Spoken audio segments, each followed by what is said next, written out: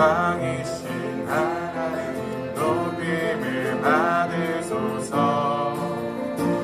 찬양하리라 영원히 높임을 받으시는 이름 찬양하리라.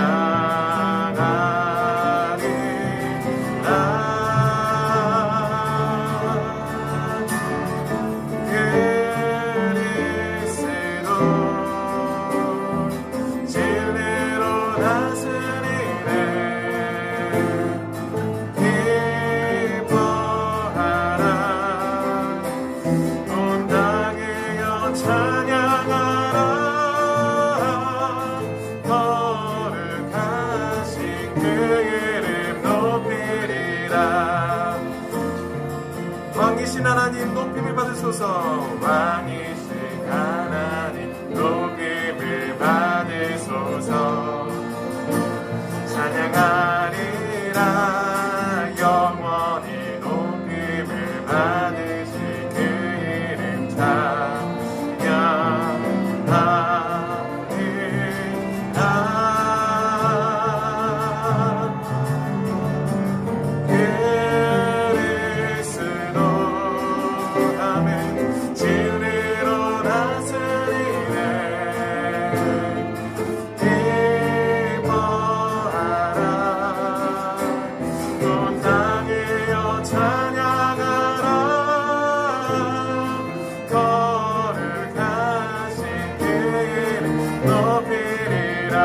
나의 하나님 그리스도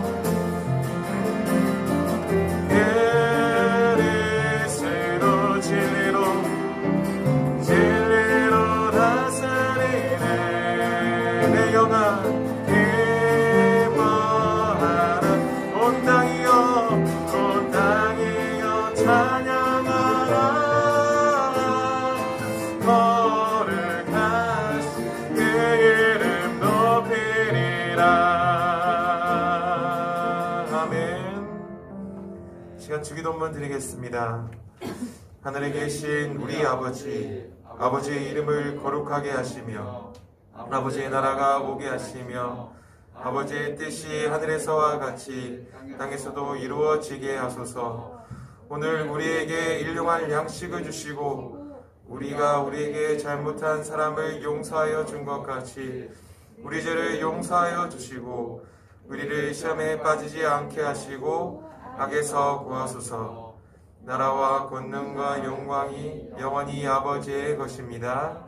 아멘. 함께 찬송하시겠습니다.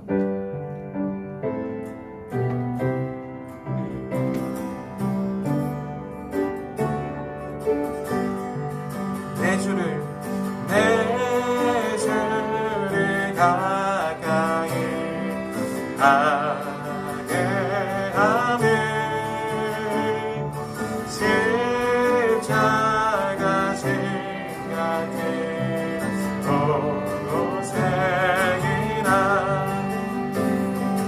내 인생 소원은 늘 찬송하면서 주께로 나가기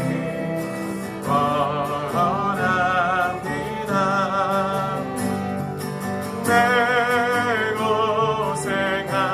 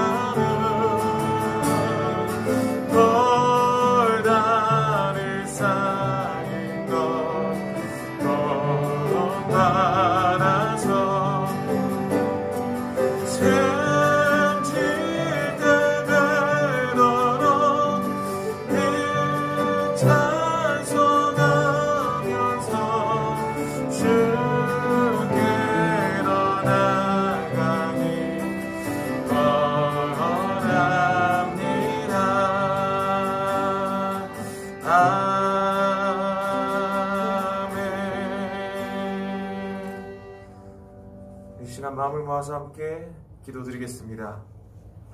우리의 생명을 주관하시는 하나님, 당신께서 행하신 모든 일은 선하고 참되고 영원하다는 사실을 믿나이다. 지금 우리 눈에 이해되지 않는 그 어떤 것들도 그 사실에 위배되지 않음을 믿나이다. 이 시에게로부터 그 시기에 이르는 한순간으로부터 영혼에 이르는, 그리고 창조로부터 종말에 이르는 우주 전체를 통해서만 인식과 설득이 가능한 세상 현상을 우리가 무슨 수로 다 해명할 수 있으며 무슨 수로 증명해낼 수 있겠나이까.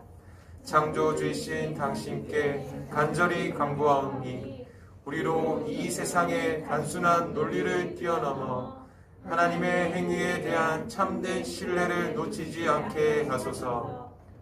우리 주변에서 끊임없이 일어나고 있는 불행과 무제한 이들의 고난 앞에서 절망하지 않을 수 있는 유일한 길은 선하시고 인자하신 하나님을 향한 신뢰뿐이나이다. 사순절의 영적인 의미가 말로 그치지 말고 우리 삶에 그대로 나타나기를 원하나이다. 예수 그리스도의 이름으로 기도드리나이다. 아멘. 우리 다 같이 앉으셔서 주님께 영광의 찬양을 올려드리겠습니다.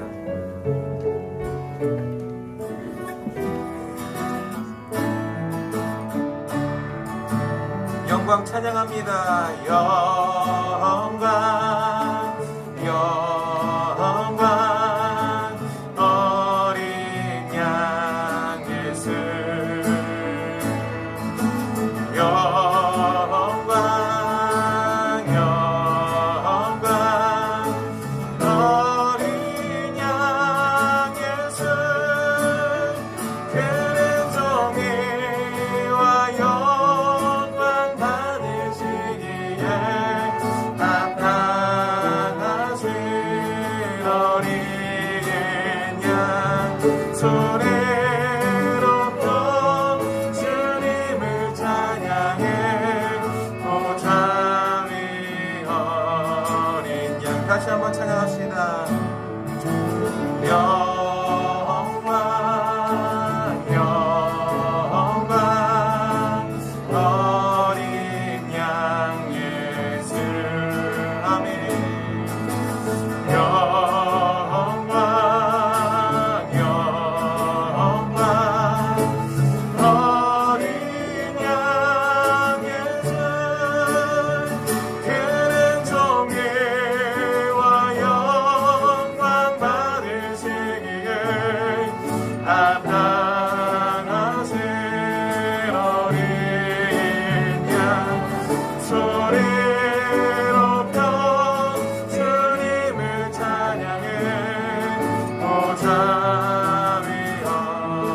그는 존귀와 영광 그는 정의와 영광 받으시 합당하신 어린 양 소리로 펴 주님을 찬양해 보좌 위여. 우리 다시 한번 찬양합시다. 영광의 주님을 찬양합니다. 영광 영광 어린 양 예수 주님께 영광 영광 영광 어린 양 예수 그는 정의와 영광 받으시기에 합당하신 어린 양 소리로 펴 주님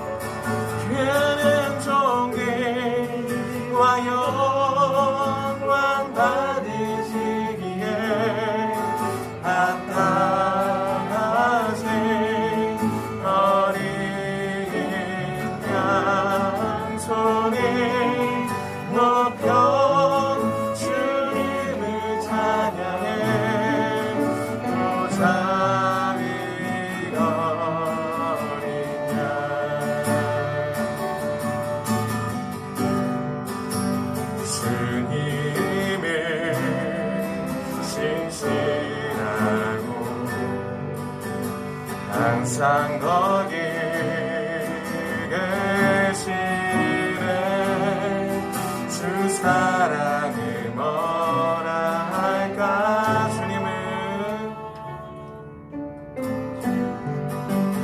주님이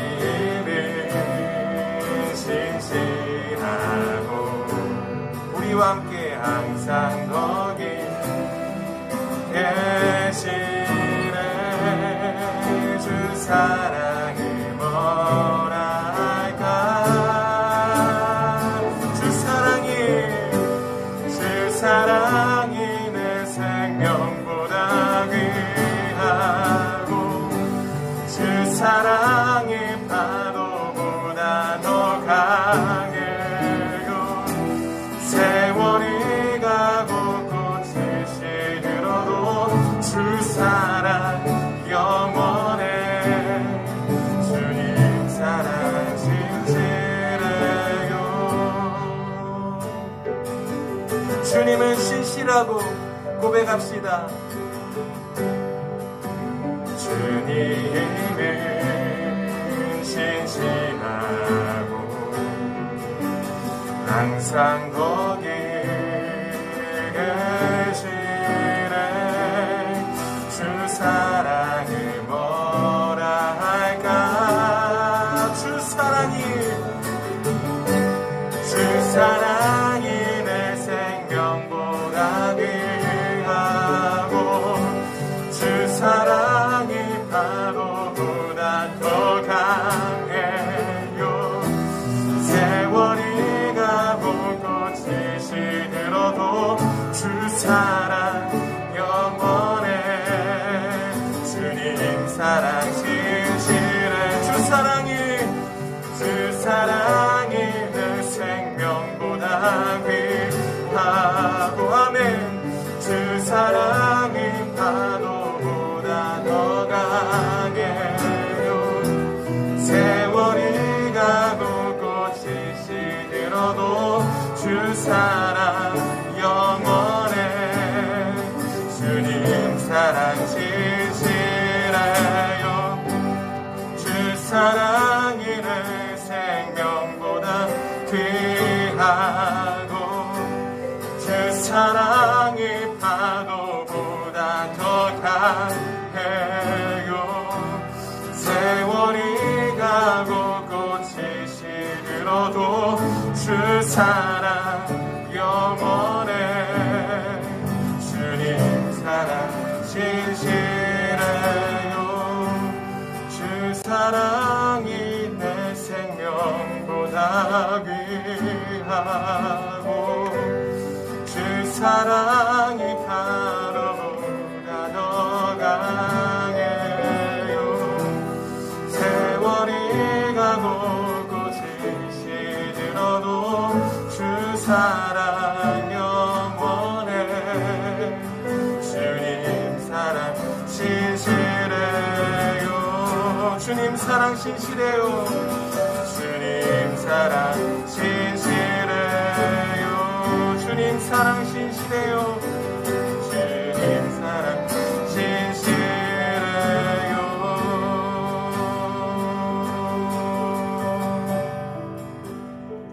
신실하신 주님을 찬양합니다. 이 시간 마음을 모아서 함께 기도드리겠습니다. 삼위 되신 하나님께 영광이 되는 예배가 되게 하여 주시옵소서. 설교를 통하여 어두운 우리 마음이 밝게 비춰지는 은혜를 내려 주시옵소서. 우크라이나 평화, 새로 세워질 정권이 하나님과 국민을 두려워하는 정치를 하도록 주님 인도하여 주시옵소서. 자녀들이 예배에 집중하게 하시고 하나님을 만나도록 주님 인도하여 주시옵소서. 보안하는 선교사님과 또한 교회 환우들을 위하여서 기도하오나니 우리 기도를 응답하여 주시옵소서.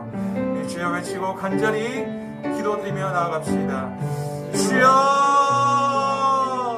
하나님 아버지, 우리의 기도를 응답하여 주시옵소서. 시간 우리가 신령과 진정으로 주의 영에 이끌려 온전한 예배를 드릴 수 있도록 우리 마음을 붙들어 주시길 간절히 소원합니다. 시간 설교를 통하여서 우리의 어두운 마음이 밝히 비춰주는 귀한 은혜의 시간 될 수 있도록 인도하여 주시옵소서.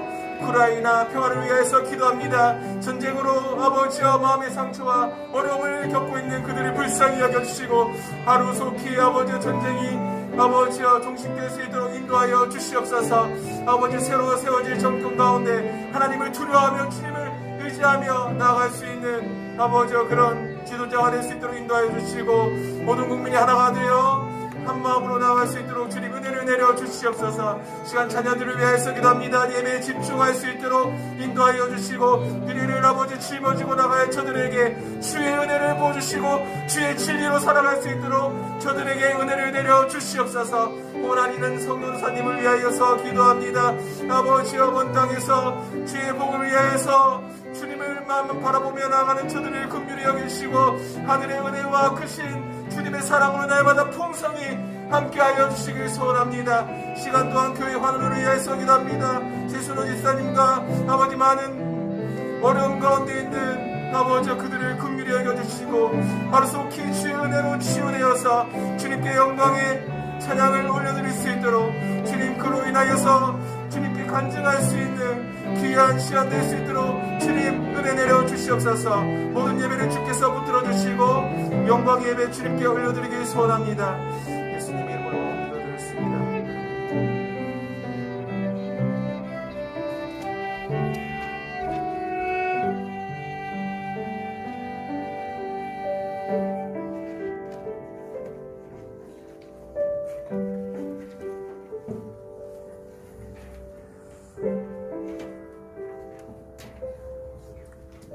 이 시간에는 우리 김창원 집사님 가정 나오셔서 특송해 주시고 이어서 설교노트 발표하도록 하겠습니다.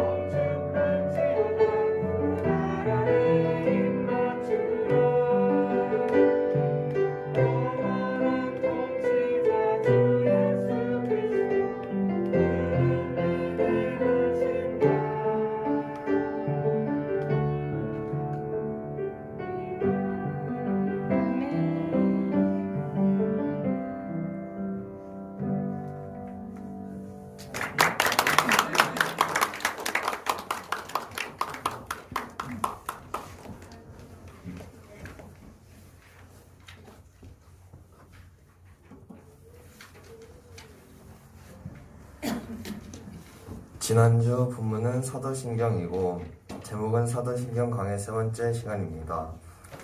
성부 하나님은 우리의 창조이시고 성자 하나님은 우리의 구속이시고 성령 하나님은 우리의 성화이십니다. 사도신경의 12항목 중 두 번째에서 7번째는 성자 하나님에 대한 내용을 담고 있습니다. 전반부는 예수님은 누구신가, 그리스도의 인격에 대해서 말하고 있고, 후반부는 예수님은 어떤 일을 하셨나, 그리스도의 사역에 대해서 말하고 있습니다. 예수 그리스도의 신인성 교리 중 신성을 인정하고 인성은 인정하지 않는 가연설은 몸은 환영에 불과하다고 주장하고, 아폴리나리우스 주의는 영혼은 신적이고 육체는 인적이다라고 주장합니다.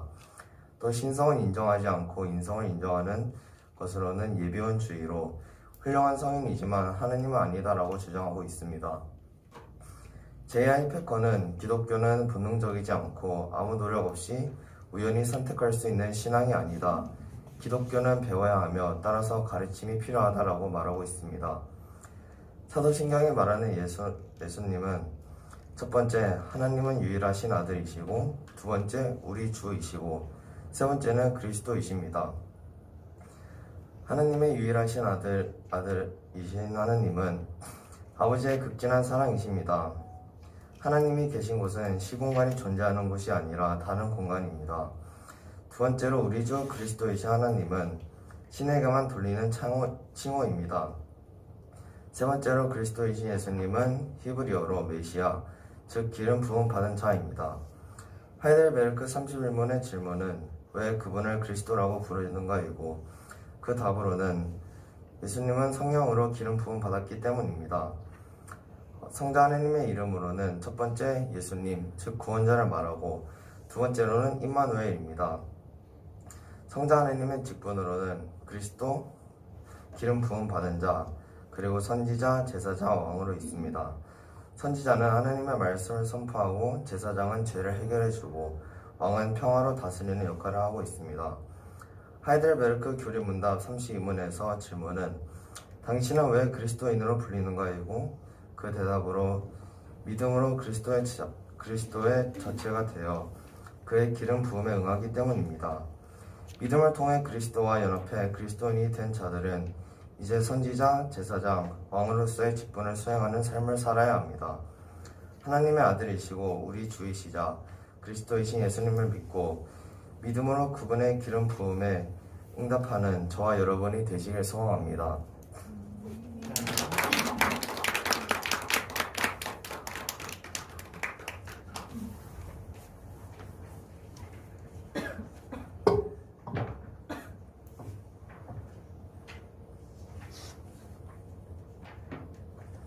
네, 설교노트 발표 감사합니다. 오미크론이 확산되면서 지금 우리 교회도 확진자들이 계속 늘고 있고요. 또 온라인 예배로 들어오시는 분들도 불가피하게 늘어날 수밖에 없는데 코로나 상황이 빨리 안정기에 접어들 수 있도록 또 함께 기도해 주시고 또 잘 회복될 수 있도록 그렇게 기도해 주시면 감사하겠습니다. 오늘 성경 봉독 대신에 사도신경 세번역 사도신경 함께 우리 봉독하도록 하겠습니다. 함께 읽겠습니다. 시작. 나는 전능하신 아버지 하나님 천지의 창조주를 믿습니다. 나는 그의 유일하신 아들 우리 주 예수 그리스도를 믿습니다. 그는 성령으로 잉태되어 동정녀 마리아에게 나시고 본디오 빌라도에게 고난을 받아 십자가에 못 박혀 죽으시고 장사된 지 사흘 만에 죽은 자 가운데서 다시 살아나셨으며 하늘에 오르시어 전능하신 아버지 하나님 우편에 앉아 계시다가 거기로부터 살아있는 자와 죽은 자를 심판하러 오십니다. 나는 성령을 믿으며 거룩한 공교회와 성도의 교제와 죄를 용서받는 것과 몸의 부활과 영생을 믿습니다. 아멘. 오늘 사도신경 강의 4번째 시간으로 함께 말씀을 나누도록 하겠습니다. 사도신경 강해를 하면서요, 점차로 고민이 깊어지고 있습니다.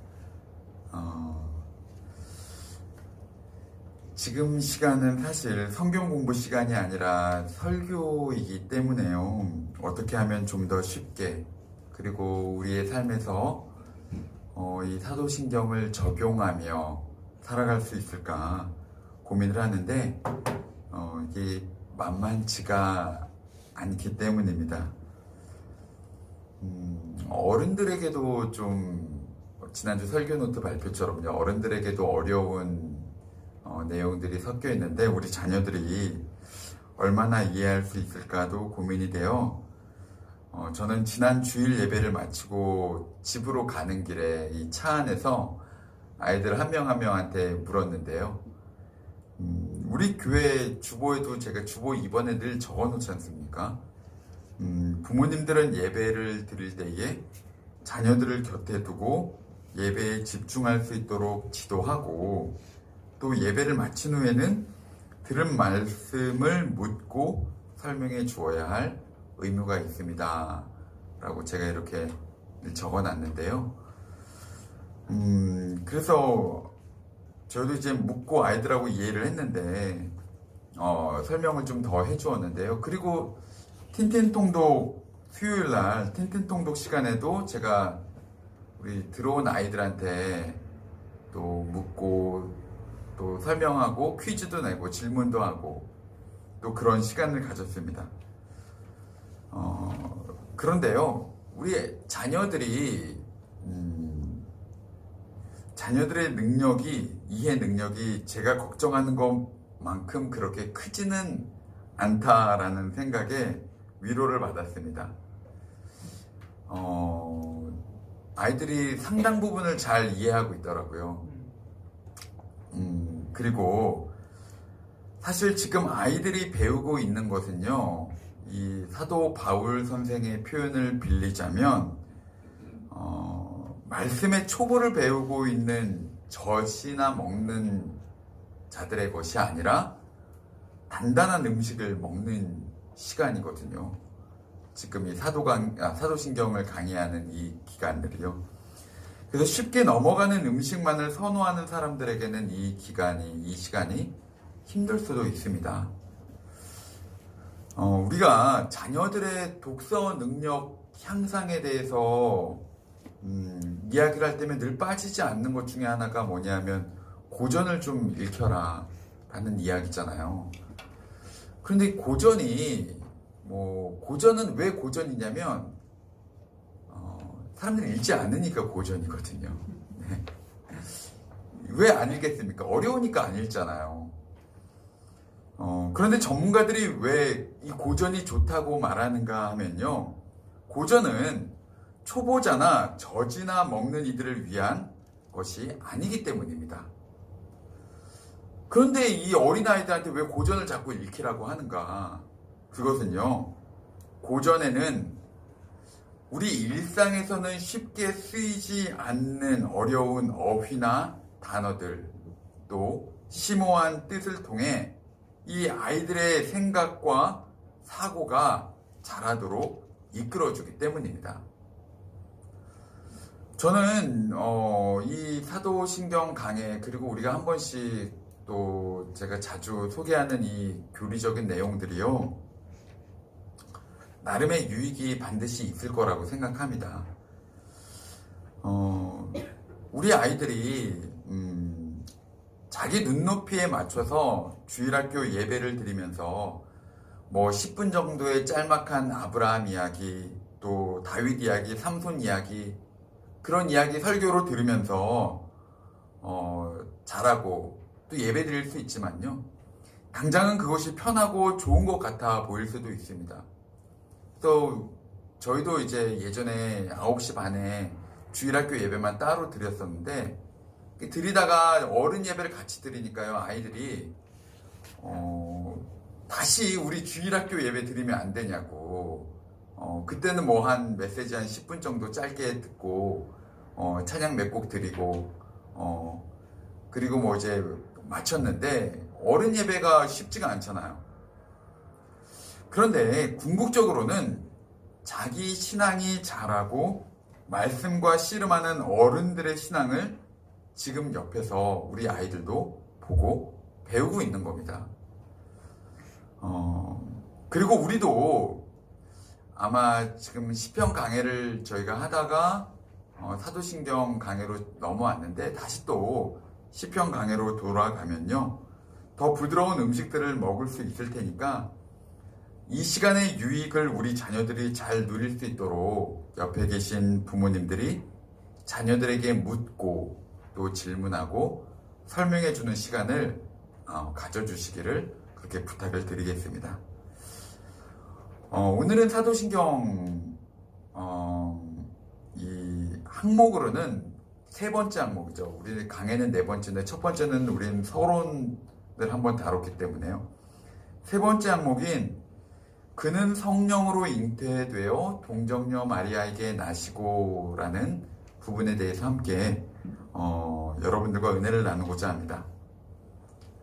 제가 사도신경을 시작할 때, 강해를 시작할 때 이 서론에 대해서 서론 부분을 설명할 때요, 사도신경의 여러 구절들 속에는 상당한 오해들이 있다라고 이야기를 드렸고요. 그 오해는 대부분 로마 카톨릭에 타락하고 오염된 교리 때문이다 라는 이야기를 드렸습니다. 오늘 이 동정녀 마리아에게 나시고 라는 구절도 마찬가지입니다. 동정녀, 얘들아, 동정녀가 뭘까? 동정녀. 뭐라고요? 파혼당한 사람이요? 결혼하지 않은 사람이요? 동정받아야 되는 여자야. 뭐 혹시 아는 사람 없니, 얘들아? 오늘 500원 추가해 줄게. 네, 지금 막 던지네 이제. 네. 동정녀는요, 뭐 거의 답이 나왔는데, 이 결혼하지 않은 처녀죠. 그러니까 남자와 성적 관계가 없는 처녀를 동정녀라고 합니다. 그래서 동정을 지켰다, 결혼하기 전에 순결을 지켰다라는 것을 동정을 지켰다라는 말로 표현하거든요. 단어가 다 어려워요. 우리는 어른들은 많이 들었지만요, 아이들은 이런 단어 잘 안 쓰잖아요. 이 예수님께서 동정녀, 남자와 성적 관계가 없는 처녀로부터 태어나셨다. 이 부분에 대해서 설명하는데요. 로마 카톨릭은요, 예수님의 탄생에 있어서 넘어가죠. 네. 예수님의 육적인 어머니인 이 마리아에게 지나친 의미를 부여해서요, 이 마리아를 하느님의 어머니라고 부릅니다. 로마 카톨릭에서는 하나님이 아니라 하느님이죠. 네, 하늘에 계신 하느님. 네. 그래서 이 마리아는 왜 하느님의 어머니냐? 하나님이신 예수님의 어머니이기 때문에 하나님의 어머니라고 부르는데요. 우리가 예수님께 기도를 드리잖아요. 예수님의 이름으로 기도하잖아요. 주기도문 제일 마지막에 보면 예수님의 이름으로 예수님께 기도를 드리는데, 예수님께서 우리의 기도는 혹 외면하실지라도 옆에 계신 예수의 어머니가, 이 마리아가 우리 대신에 간청해 주시면 어머니의 간청은 차마 아들이 거부할 수 없지 않겠는가라고 주장을 합니다. 그래서 이 마리아를 성모, 거룩한 어머니라고 부르죠. 이러한 사상이 점차로 발전하면서요, 로마 카톨릭 교회는 마리아론이라는 신학이 정립되기 시작합니다. 그래서 죄 없이 거룩한 예수를 낳은 어머니가 죄가 있을 수는 없다. 라며 마리아의 무죄 잉태설, 죄가 없는 중에 예수를 낳았다. 뿐만 아니라 마리아는 예수의 어머니이기 때문에 평생 죄를 짓지 않은 무죄하신 분이다. 그리고 예수 그리스도께서 죽으신 후에 바로 부활의 영광에 들어가셔서 승천하신 것처럼 마리아도 그렇게 승천했다라는 주장을 합니다. 이런 마리아론이, 잘못된 마리아론이 계속적으로 발전하면서 결국은 마리아를 숭배하는, 성인 이상으로 그렇게 숭배하는 마리아 숭배가 이어지게 되었죠. 이 마리아는요, 우리에게 훌륭한 신앙의 모범이 되는 것은 분명합니다. 왜냐하면요, 마리아는 자신이 남자를 알지 못했는데도 지금 정혼한, 약혼한 요셉이 있지만 아직 결혼을 해서 이 부부 관계를 갖지, 성적 관계를 갖지 않은, 그래서 아이를 낳을 수 없는 상황인데도 불구하고 네가 잉태해서 아들을 낳을 것인데 그가 하나님의 아들이라 일컬어지리라 라는 정말 상상도 할 수 없는 놀라운 이야기를 가브리엘 천사에게 듣습니다.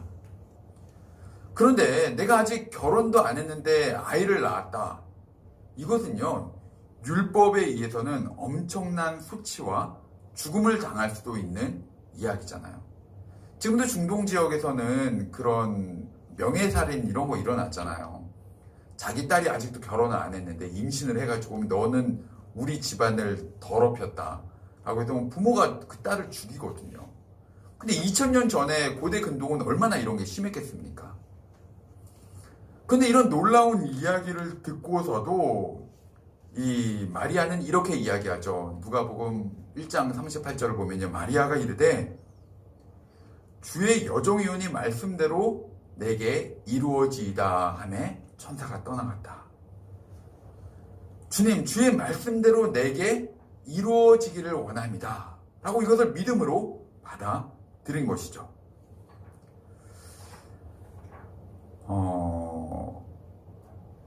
마리아 안에 이런 놀라운 믿음이 있었다는 거예요. 마리아는 믿음으로 하나님의 아들인 예수를 낳은 모범적이고 위대한 신앙의 선배인 것은 분명합니다. 그러나 그렇다고 해서요, 마리아를 거룩한 성모, 이 거룩한 어머니, 성모로, 그리고 이 마리아는 죄가 없고 우리 구원을 위해 하나님과 우리를 연결시켜주는 중보자가 된다라는 것은 전혀 성경적이지 않은 주장입니다. 성경에 없는 이야기죠. 그럼에도 불구하고 우리가 사도신경을 고백할 때 그러면 왜 이 동정녀 마리아라는 이름이 들어간 그분으로부터 잉태된 이 신앙을 고백해야 하는 이유는 무엇일까요?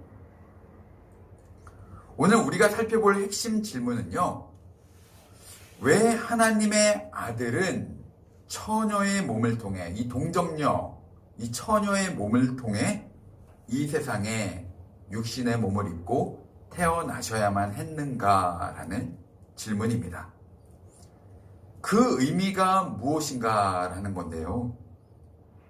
우리는 지난주에 예수 그리스도께서 100% 완전한 신이시고 또 100% 완전한 인성, 인간의 몸을 가지고 이 땅에 오신 분이시다라고 배웠습니다.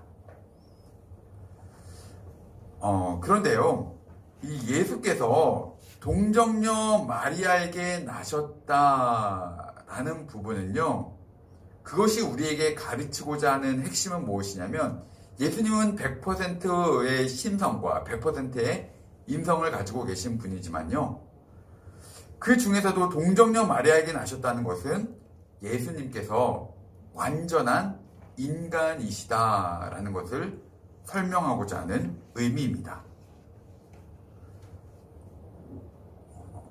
원래 이 예수님은요, 성자 하나님은 신성만 가지고 계셨죠. 신이셨죠. 네, 창조 전부터 성부 하나님, 성자 하나님, 성령 하나님이 신의 본성을 가지고 신으로만 계셨는데요. 그런데 이 예수님은 성령으로 잉태되신 것과 또 동정녀 마리아를 통해 출생하신 것을 통해서 임성을 취하셨습니다. 사람의 몸으로 이 땅에 오신 것이죠. 그 후로는요, 예수님은 한 인격 안에 두 본성을 지니신 신인이 되셨습니다. 이게 신학적인 용어거든요. 한 인격 안에 두 본성을 지니신 one person, two nature라 그러는데요.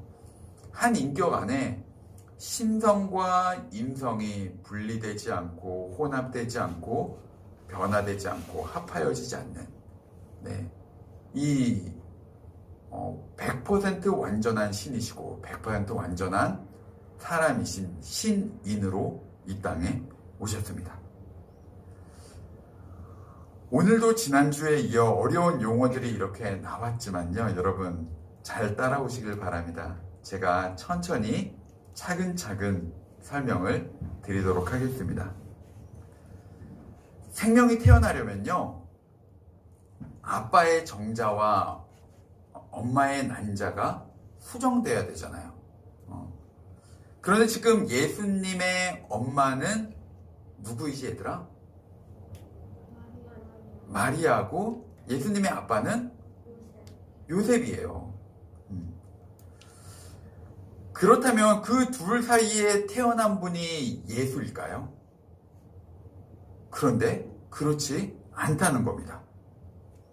마리아와 요셉은 약혼만 했지 아직 결혼하기 전인데 마리아가 먼저 임신했잖아요. 예수님이 탄생하실 때에 아버지 요셉의 역할은 하나도 없습니다. 요셉은 단지 요셉은 그러니까 생물학적인 아버지가 아니라요, 요셉의 코를 닮아서 예수님이 태어난 게 아니라, 그런 생물학적 아버지가 아니라 요셉은 족보상의 아버지이고 양육의 책임자로서의 아버지 역할만 있었던 거죠. 그렇다면 과연 이것이 어떻게 가능할까? 그것은요, 예수께서 성령으로 잉태되었기 때문입니다. 예수께서 성령으로 잉태되었다. 그것은 이 예수의 족보를 보면요, 예수의 족보는 마태복음에 예수의 족보가 언급이 되어 있고요, 또 누가복음에 예수의 족보가 또 나옵니다. 글씨가 작아서 잘 안 보이죠. 그런데요, 이 족보는 다 같아 보이지만 다른 족보입니다. 제가 이렇게 펜으로 적어놨는데, 누가복음의 족보가 왼쪽 족보고요, 오른쪽이 이제 마태복음의 족보거든요. 제일 밑에 보면 둘 다 요셉이라고 적혀 있지 않습니까? 그 밑에가 이제 예수님이에요. 예수님인데, 여러분 보시면 마태복음 족보는 아브라함으로부터 시작해서 예수의 아버지 요셉, 그리고 예수까지의 족보를 기록했다면요, 누가복음에서 말하는 예수의 족보는 예수로부터 시작해서 아브라함까지가 아니라 아담까지를 역으로 기록해 놓았습니다. 그런데 이 족보는요, 예수의 모친 마리아의 족보예요. 그리고 마태복음의 족보는 예수의 부친 요셉의 족보입니다. 그러니까 올라가다 보면은 족보가 달라요. 처음부터 다릅니다. 요셉 위에는 누가복음의 족보는 헬리잖아요, 마리아의 부친. 근데 이 마태복음의 족보는 야곱이거든요. 올라가면서부터가 다릅니다, 족보가. 예수님의 이게 왜 이렇게 족보가 다를까요? 예수님의 족보는요, 단순히 아버지 요셉의 족보만 기록해 놓았다라고 하면요, 문제가 됩니다. 왜냐하면요, 예수님의 탄생에 있어서 요셉은 생물학적인 기여를 한 게 없잖아요. 어머니인 마리아를 통해서 성령으로 잉태되어 태어났기 때문에 아버지의 역할이 없는 것이죠. 그러면 마리아의 족보만 기록한다면 그것도 문제가 있습니다. 왜냐하면요, 고대 사회에서는 여성의 인권이 거의 없던 시대였잖아요. 족보 자체에 여자 이름이 기록이 안 되던 시대였습니다. 그럼에도 또 적어야 했죠. 왜 그렇습니까? 예수님께서는 엄마인 마리아의 몸을 통해서만, 이 모친인 마리아의 몸을 통해서만 이 땅에 오셨기 때문입니다. 그래서 이 성경은요, 예수 그리스도의 족보를 아버지의 족보 그리고 어머니의 족보를 함께 기록해 놓았습니다. 그리고 예수께서 이 동정녀 마리아에게 나시기 전에 무엇이라고 말하고 있죠? 오늘 본문이 성령으로 잉태되셨다라고 말하고 있잖아요. 성령으로 잉태되었다라는 것에는요, 죄와 관련한 특별한 두 가지 의미가 있습니다. 죄에는요, 크게 두 가지 종류의 죄가 있어요. 네, 죄에는 두 가지 종류의 죄가 있는데요. 하나는 원죄입니다. 아담이 하나님께 범죄한 후로 모든 인류는 죄 가운데 잉태되고 태어나죠. 그래서 태어나면서부터 죄인이라는 신분, 그리고 그런 본성을 가지고 태어납니다. 우리가 갓난아이가 태어났을 때 그 아이한테 무슨 죄를 가르친 적이 있습니까? 그렇지만요, 아이는 태어나면서부터 이기성을 가지고 태어나죠.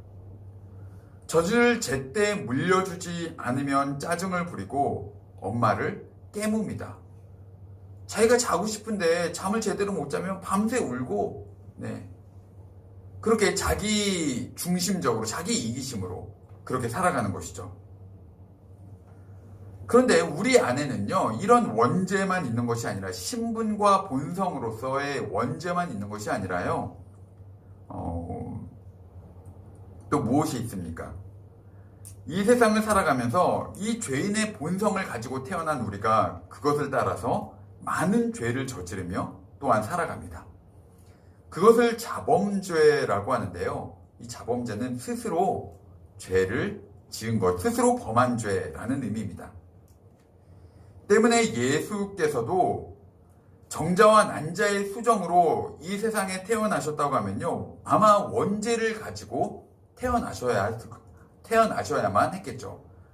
아담으로부터 유전되는 그 원죄를 예수님께서도 받아야만 하셨을 것입니다. 그런데 예수는 어머니 마리아의 몸을 통해 태어나셨지만 아버지 요셉의 역할은 없었으며, 오히려 거룩한 영이신 성령으로 잉태되심으로 원죄에서 자유로운, 즉 죄가 없는 분으로 태어나신 것이죠.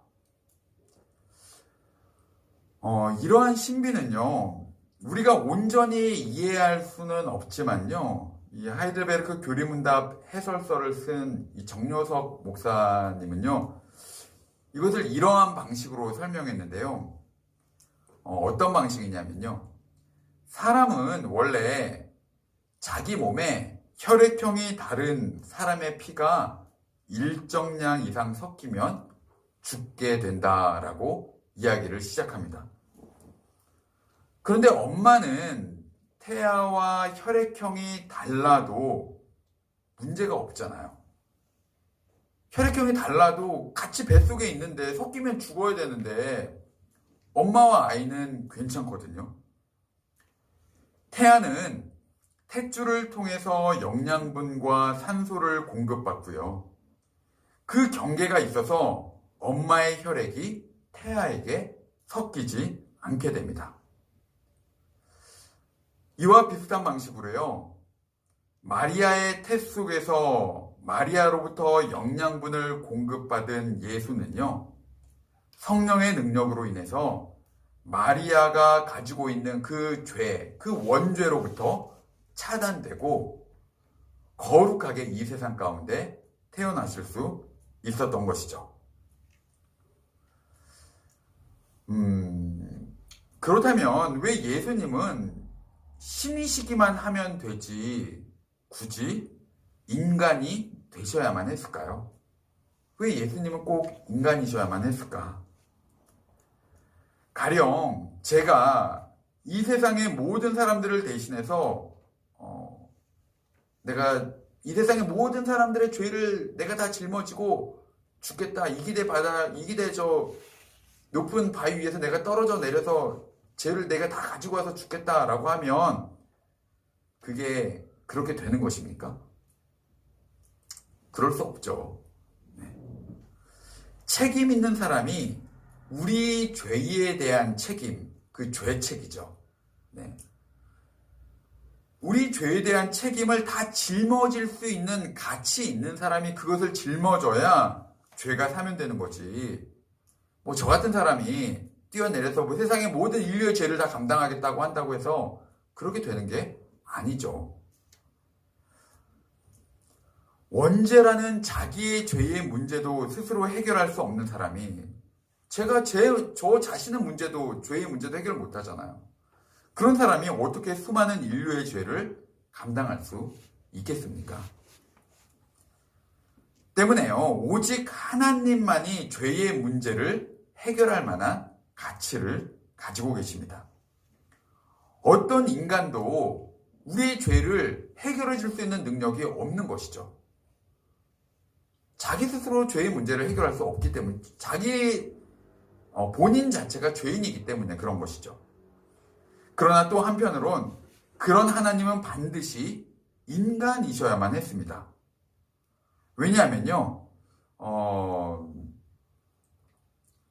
이 웨스트민스터 대교리 문답 39문을 보면요, 중보자가 사람이셔야만 하는 것은 왜 필수적이었습니까? 라고 질문하는데요.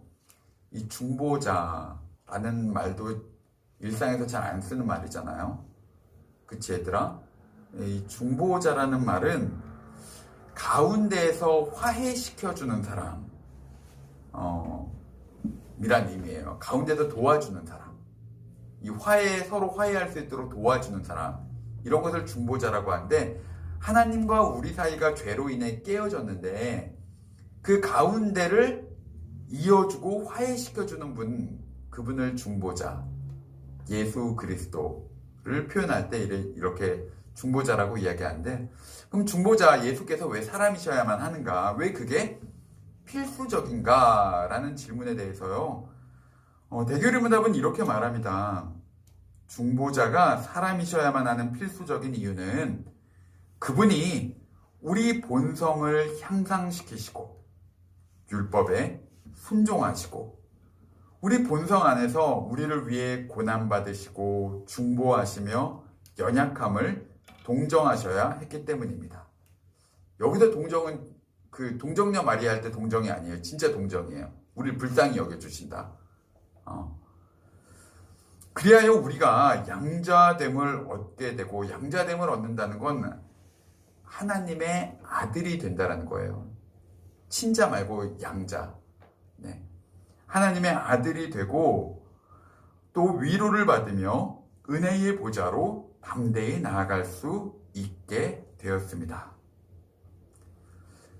예수님이 구원자의 자격을 갖기 위해 죄가 없는 분이실 수 있었던 것은요, 원죄만 짓지 않으면 되는 것이 아니라 이 세상을 살아가면서 모든 율법의 요구를 완벽하게 수행하셔야지 죄인이 아니잖아요. 네. 근데 예수님은 어떻게 하셨다고요? 율법에 순종하셨다는 거예요. 모든 율법을 다 지키셨다. 그런데요, 그분이 만약 모든 율법을 다 지키신 그분이 만약에 하나님이시다 라고 한다면 하나님이 죄를 안 지으는 게 뭐가 어렵겠어? 하나님은 하나님인데 못하는 게 없으신데. 그렇게 생각할 거 아니겠습니까? 그분은 전능하신 분인데. 그런데요, 반대로 하나님이 아니라 인간이시라면, 인간이신데도 모든 율법을 완벽하게 지키셨다면 그것은 이야기가 달라지겠죠. 고통도 모르고 죄도 모르는 하나님이 우리의 죄를 대신 지셨다는 것이 무슨 의미가 있겠습니까? 무슨 감흥이 있겠어요? 그분이 과연 우리의 연약함과 고통을 이해하실 수는 있겠습니까? 신이신 하나님이요? 우리는 인간인데 바늘로 찔러서 아프기나 하실까요? 그렇기 때문에요. 인간의 죄의 문제를 해결하기 위해서는요. 예수는 신이실 뿐만 아니라 반드시 인간이셔야만 했습니다.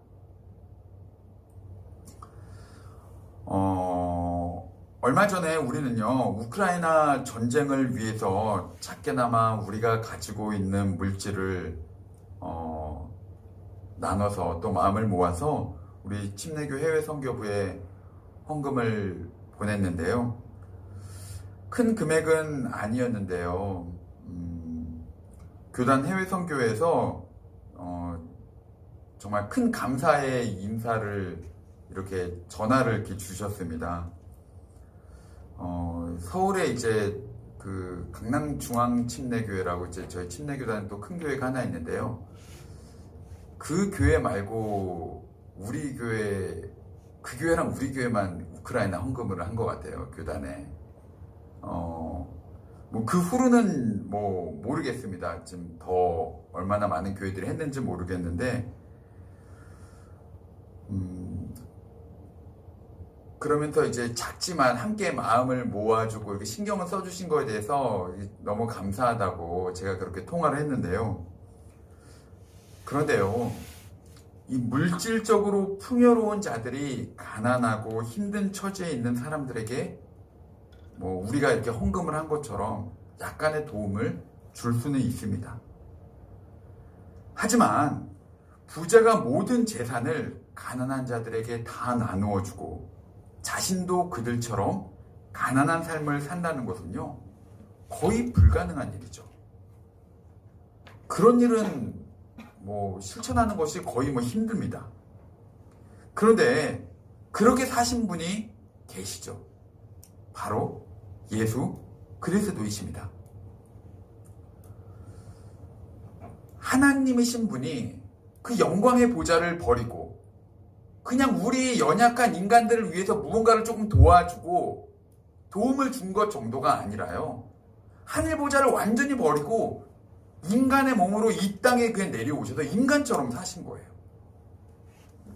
우리 부모님들은요, 본인들이 자라면서 뭐 쌀이 없어서 밥을 못 먹었다, 밥을 쫄쫄 굶었다, 우리 때는 그랬다, 이런 이야기를 하면요, 손주들은 이런 이야기 하잖아요. 아니 뭐 할머니 할아버지 밥이 없으면 라면이라도 드시지 왜 밥을 굶으셨어요? 뭐 이런 이야기 하잖아요. 경험해보지 못한 세계를 우리는 공감할 수 없는 겁니다. 언론에서 나오는 수많은 갑질들도 마찬가지죠. 부자와 권력자들은요, 일반인들의 삶을 경험하지 못하기 때문에 이해와 동정을 갖기 어렵습니다. 목사도 마찬가지입니다. 제가 이번 주에도 교제하는 한 분한테 이런 이야기를 들었어요. 목사들 중에는 성도들이 얼마나 힘들게 돈을 벌어서 11조를 하는지 모르는 분들이 꽤 있는 것 같다. 그리고 아마 큰 교회에서 목회를 하시는 분들일수록 더욱더 그러겠죠. 심지어 이 부흥의 강사로 온 목사님은요, 창원에서 목회하는 아주 유명하신 분인데, 자신은 물을 에비앙 물만 먹는데 왜 숙소에 이 물을 안 갖다 놨냐 라며 강사를 왜 이렇게 홀대하냐 라고 호통을 친 목사의 이야기도 제가 들었습니다. 우리 연약함을 동정한다는 것, 그것은요, 이 땅으로 내려온다는 것은요, 그분이 우리와 같이 되지 않는다면 불가능한 일입니다. 말씀의 결론을 맺도록 하겠습니다. 예수께서 동정녀의 몸을 입고 이 땅에 오셨다는 것은요, 그분이 죄가 없으실 뿐 아니라 우리의 고통과 연약함을 아시고 그 고통 속에서 살아가는 우리를 도우실 수 있는 완전한 인간이심을 믿는 것입니다. 죄로 인해 깨어진 삶 속에서 고통당할 때요, 하나님, 우린 이렇게 말하곤 하잖아요. 하나님, 제가 하나님을 잘 믿고 하나님을 위해서도 이렇게 살아가는데 왜 저한테만 이런 고통을 주세요? 왜 저를 이렇게 힘들게 하세요? 라고 원망하는데요. 이것은요, 근원적으로 우리가 하나님을 오해하고 있기 때문에 가지고 있는 잘못된 생각입니다. 하나님께서는 우리를 괴롭히시는 것이 아니라 우리를 오히려 도우시는 분이시죠. 자녀가 잘못된 길로 간다면 바른 길로 가도록 책망하고 선도할 수는 있지만요. 이렇게 손가락을 이렇게 낚시꼬리처럼 이렇게 걸어놓고 자녀들이 무슨 잘못이라도 하기만 하면 바로 낚아서 혼내시는 분, 때리시는 분, 책망하시는 분, 이런 분이 하나님이, 예수님이 아니라는 겁니다. 여러분, 우리 육신의 부모도 자녀를 그렇게 키우지 않잖아요. 자녀들을 이렇게 보고 있다가 얘가 잘못하기만 하는 것을 기다리고 있다가 잘못만 해봐라 하면은 바로 두드려 패고 똑바로 가라고. 이런 부모가 어디 있습니까? 세상의 부모도요, 너희가 악한 자라도 좋은 것으로 자식에게 줄 줄 알거든 하물며 하늘에 계신 너희 아버지께서 구하는 자에게 좋은 것으로 주지 않겠냐. 하나님은요, 이런 선하신 분이세요. 하나님은 우리 모든 상황을 누구보다도 잘 알고 계십니다. 예수께서 이 땅에 육신의 몸을 입고 오신 까닭은요, 모든 율법에 순종하셔서 율법을 완성하셨을 뿐만 아니라 죄가 없는 분으로서 그렇게 순종하셨을 뿐만 아니라요, 우리의 연약함을 동정하고 함께 이해하고 아파하며 그런 우리를 도와 하나님께로 인도하기 위함입니다. 그것을 체휼이라고 해요. 체휼. 네. 우리를 체휼하시는 하나님이라고 이야기하는데요. 우리를 동정하고 이해하고 긍휼히 불쌍히 여겨주신다. 체휼이라고 합니다. 처지를 이해하여 불쌍히 여기심이란 말인데요. 틴틴 통독을 하면서 아이들 이야기를 제가 주중에 들어보니까요, 아이들도 마찬가지더라고요. 새학기가 시작되면서 우리 아이들이 적응하느라 나름 애쓰고 또 힘들고 어려웠는데 용기를 내서 반장 선거에 나갔는데 뜻대로 되지 않고 또 바뀐 환경과 친구들 때문에 또 어려워하는 자녀들도 있었습니다.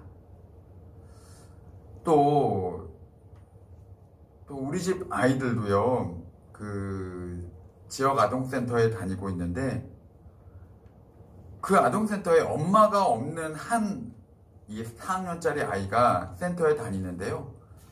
중학교 남자 형들이 이 애를 불러다가 알파벳 M 있잖아요. 이 M 없는 자식아, M이 없는 자식이잖아요.